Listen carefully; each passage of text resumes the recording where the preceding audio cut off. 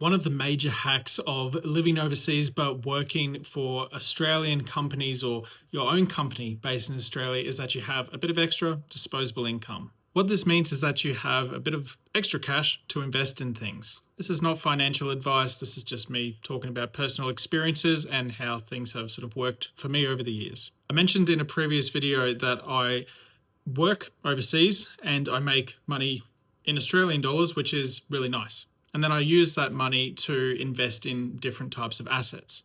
For me, that's mostly crypto, stocks, and property. Australian property has seen pretty massive growth over the last few years, which has been really good for me.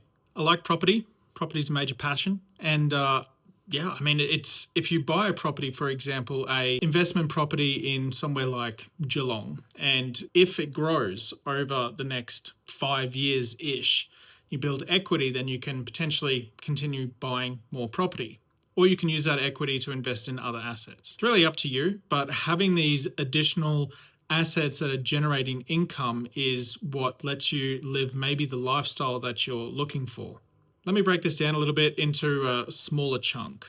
If you were to buy a investment property for $450,000, $500,000. And there are properties in Australia in this price range. You're renting it out for $500 a week, give or take. Over a 5-year period, you'll probably get ahead if you can put in more money into, say, an offset to bring down the repayments on this investment property. Then, as the rent goes up, if it goes up, then you will make pure cash money that you can then use for future serviceability.